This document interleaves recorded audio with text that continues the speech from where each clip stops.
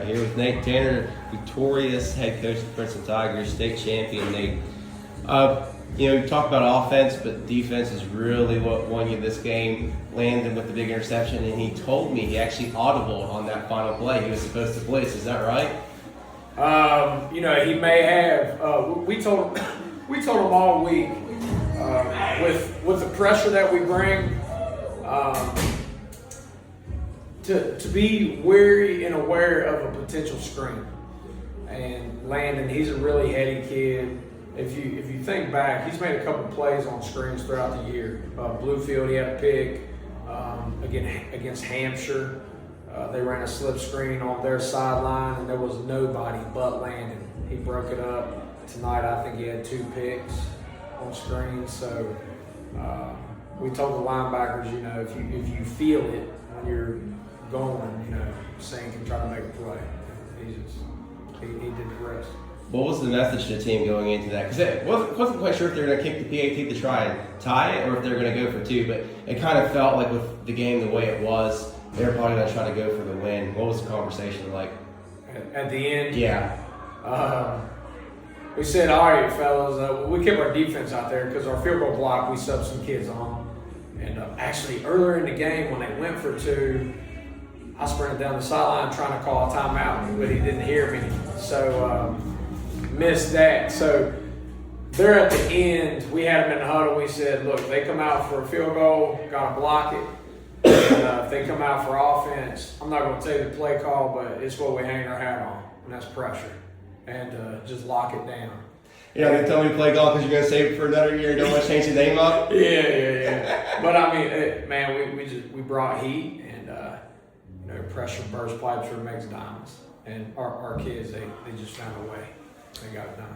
Offensively, very different game in the second half, especially in the passing game. You guys were finally able to really get things going. And talking Chance and Brad, they went man on you guys a little more. Is that right? Take me through the offensive success and what changed for you guys. Yeah, in the second half, let me start at halftime.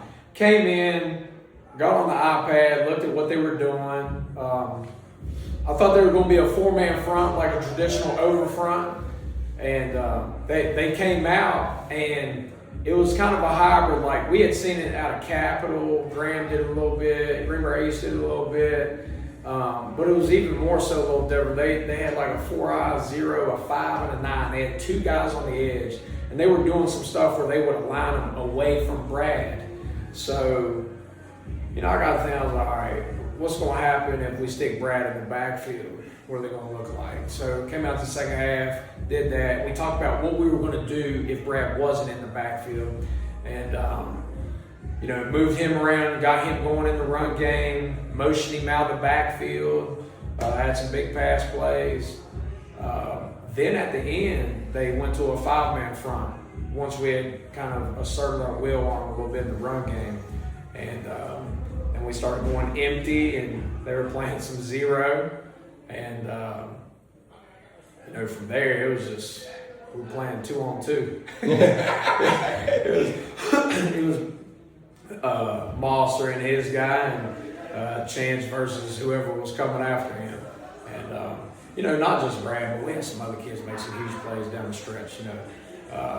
When we were running the football, we went to that tight end trip set, and they stacked the box, and they didn't put anybody over Alex. So we ran inside zone with the bubble, came back with power to the tight end. And we always talk about the chess match. So tonight was like chef's kiss. So just to get it done on this stage with this group of kids, man, it was great. What really got the run game going, because there wasn't a ton of you caught in a couple of them. There was more consistency in the run game in the second half, and that's been one thing you guys have been really good at in the second half of games this year, is finding something to get going in the run game. The Hoover game, rushed for 200 yards the second half. The Independence game, you made that adjustment where you were bouncing off. What was it tonight? Really, at halftime, figuring out their alignment and how we were going to attack. This room that we're in right now is where we brought the O-line in, and we talked about it. And I talked to Chance about it some too, and talked about the run game, just how we were going to find some advantageous angles and get after them. And I talked with Chance about they were giving up some space because they were bracketing Brad, and there at the end, it kind of swung in our favor because they didn't bracket him, and we were able to use him at tailback, and we just figured it out. It was cool. About 5 minutes ago, I think they scored at that point, and 5 minutes ago in the third quarter, they scored or so, and I think they took the lead in this fourth quarter. And I know maybe it kind of feels like, oh gosh, here we go. That's a pretty similar point to when it happened when you were in the state championship last year. But these kids, there's kind of resiliency there, especially after the interception. How did everybody get focused? Because I go back to the Hoover game, you told me at halftime, you felt like you had to resuscitate them a little bit. Like they were kind of down, but they threw the interception on what seemed like a miscommunication just based on the route the receiver ran and where chance to get the ball. But and you're down 9 points. It just never seemed to deter them. So, I mean, how did you kind of keep them in it and not let their spirits get down? Man, Tyler, I think, as coaches and teachers of the kids, and, I think about it even at the house with my youngins, like, however we act and respond is how the kids are going to act and respond. And in moments like that, when the momentum swings that way, throw a pick, it's 29-20, I think, 8 minutes, 5 minutes. Yeah, I believe something so. like that. I can't remember how many minutes was left, but, it's not looking bright. But I told them, you can't pouch your way to success. So there's still time on the clock. We talk about, hey, you get 48 minutes to do it, whether it be 8 minutes left, keep fighting, keep digging. So gotta stop, gotta score, scored again. Just a testament to our kids and their character. I told them yesterday they were prepared for the moment, and to win on this stage, you have to have good people, and these kids are really, really good people. Was there something that you felt like you were able to bust out for this game that was really successful for you, that you kind of prepared for all week, and it's like, hey, if we get this look or this opportunity, we might be able to get something here? Yes and no. I knew we could get in empty and do some stuff, and my plan with empty was to put Moss on the weak side, on the 2 receiver side. Because if you're going to bracket on the 2 receiver side, then what are you going to do to the 3 receiver side? And we were able to get some chunks here and there, and we were able to motion him back into the backfield. And we had to use the whole bag tonight. I mean, we were empty, 21 personnel, 11 personnel, 10 personnel, single wing, tempo. I mean, it was a lot. And I just love our kids. All year long, I feel like our line of communication was really special. It's not real common that, what'd you say? I'm sorry, No, you're good. It's not real common that you have a lot of teenage boys that can give you feedback, and they also receive feedback from you, especially when there's thousands of people screaming their head off and at this stage. I give you an example. We were down there towards the goal line, and Caleb, he's just standing right beside me, and he's like, "You can go claw right here." And that's when him and Crane are in there. I was like, just for him to say that, I know what his mind is thinking, what his heart's feeling. I was like, all right, let's get it. He's one of the team captains and leaders, and in those moments, I try to think players, not plays, and we're able to get our best guys on the field and make it happen. Stuff like that special. And, Chance, he throws the pick. I caught, by the way, it was a miscommunication. I called it hitch and go because they were 0. I was like, hitch and go, like this kid's going to He said he got the first part of the play called, but not the second part. yeah. I signed it, and I saw him let it go. I saw Brad run his route. I was like, touchdown. Then I saw the ball. I was like, oh my gosh. But, in that moment, Chance and I just talked about, he's like, yeah, everybody thought we were done right there. I was like, but we didn't. And I think that's something that was special this year. I mean, what does it mean to you? Because it said that we talked about it. You said you wanted to do things so differently, not so differently, but there were things you were never going to let happen again after that 2022 game, and it just felt like these kids, they were able to kind of patch things up. It never avalanched on them. Just talk about what this means, especially after what happened 3 years ago.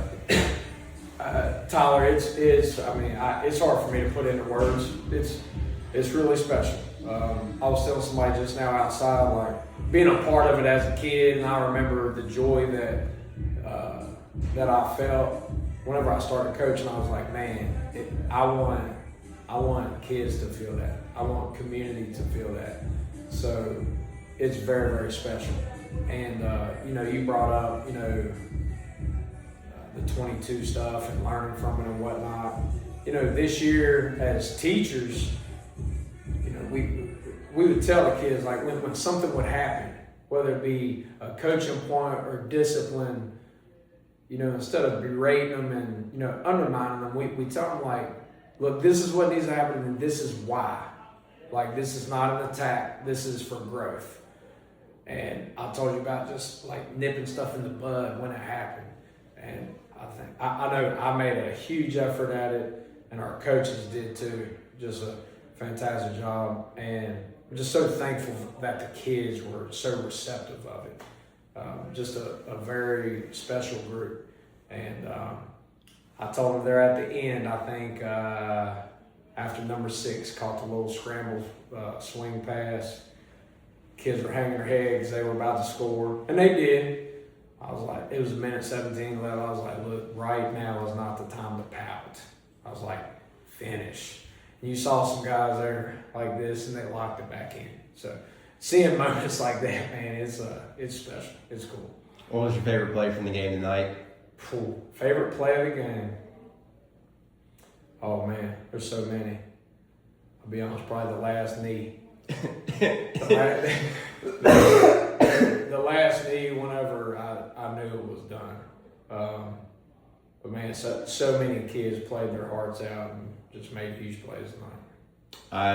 I mean, they probably had an idea 3 years ago, but your kids are a little bit older. We talk about just getting to enjoy that moment with them. Because I imagine that meant a lot for you. Yeah, it did. On the way up here, Max, he rode the bus with us, and we were talking on the way to the school today. And I asked him that. It's ironic you asked me. I was like, Max, do you remember the last state title? He's like, yeah, y'all lost.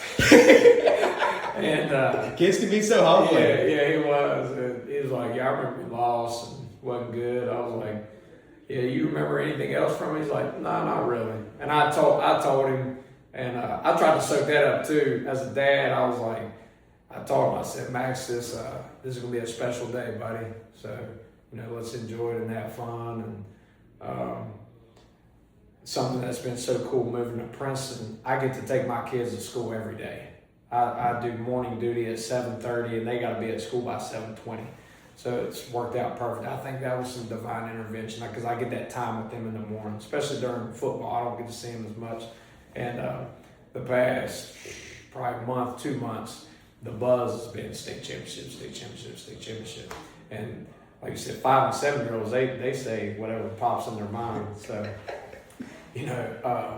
Max and Scarlett, we talk about it, If not every morning, it'd be every other morning. And they're like, who are we playing this week? For a while, he was like, when are we playing Bridgeport? I was like, I don't know, buddy. I was like, and I tell him, I was like, the first one, I was like, we got to beat Hampshire. We're not playing anybody until we play them. Is the feeling more relief or satisfaction of this? Because I mean, you coming into this job that I don't want to say the window closes after this, but this is a very senior heavy group and a lot of talent is leaving. And you knew what the last 2 years had been like. They had been contenders. Do you feel like there's more relief or more, jubilation? Because there's a lot of pressure that comes in when you're taking over a team that was 12-1 last year. Yeah, Tyler, personally, the way I feel is jubilation and joy and satisfaction. Relief. I feel like, and you brought up pressure. I told Mike Mosser this one of the first weeks I got the job because we didn't know each other past Adam, you know what I mean? And he said, Coach, you feel some pressure? I was like, no, sir. And I told him, as an adult and as a kid, I've been through some things that's like real pressure. I'm just talking like real life pressure. And at the end of the day, football's a game, and it's a vehicle to teach kids how to behave, and how to get tough, and how to be together, how to be a part of a family, and things like that. So I try to keep that the main thing, and try to keep that in perspective. So, like I said, more satisfaction than anything. I was just talking to Chris Pedigo. I got here April the 1st, and it's been 255 days. And whenever you take on a job, to start out with, there is a different level of sense of urgency, because you got to build your foundation, and teach your process and all of those things. And I guess the relief feeling, I do have that a little bit mentally now, because the job's finished on this year. Now we'll put a bow on it and enjoy it. But everybody talks about the senior class, great class that's going to be gone. But I think Princeton as a community and a school, it's special, and it has a lot of potential. And we have a lot of kids coming back that are going to be really good players too. And I think this is just going to make people more excited to be a part of it. And I'm just glad to be here, and it's just very satisfying, very joyful. Gotcha, Nate. I appreciate it. Congratulations once again.